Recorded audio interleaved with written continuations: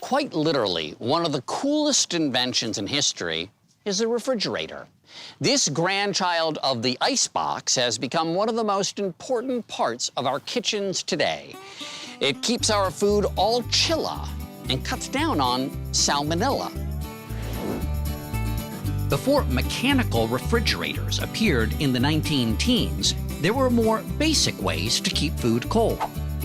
People living in colder climates used ice boxes, quite literally constructing a box that would house your milk, eggs, or meat.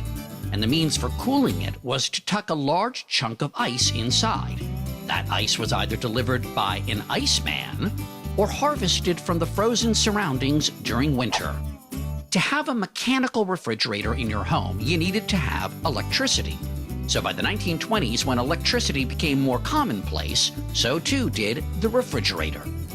I went to the Henry Ford to chill out with the museum's curator of domestic life, Jeannie Miller, and to explore the evolution of the beloved fridge. When do we start seeing box-like appliances? By the 1830s, there were ice boxes in people's houses. Refrigerators really don't catch on till the mid-20s, when more reliable models are invented, and they're also less expensive, so more people can afford to buy them.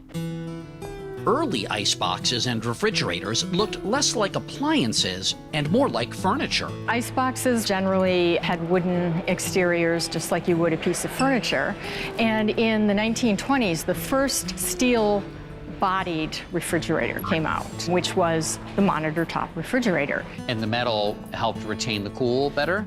It did. It also was easier to clean, which is a really good selling point. Yes. Right. By the 1940s, the fridge changed its look and offered variations of temperature within one appliance. Get a load of that.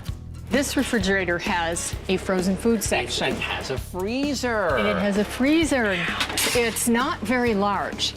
And also, it isn't quite as cold as our freezers today. The instruction booklets for these refrigerators comment that you could keep frozen foods in there for 2 weeks. These early models even had a feature that I kind of wish I had in my fridge today. That is one of my favorite things about this refrigerator. It's the butter bin. It's the butter bin.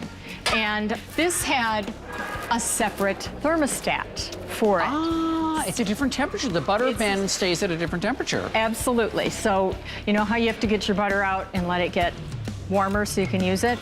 You didn't with this. Thanks to the invention of the refrigerator, food keeps longer, and refrigeration also affords us the opportunity to maintain a more varied diet. Jeannie, I'd love to hear more, but my mother is yelling at me for keeping the refrigerator door open. We better shut it.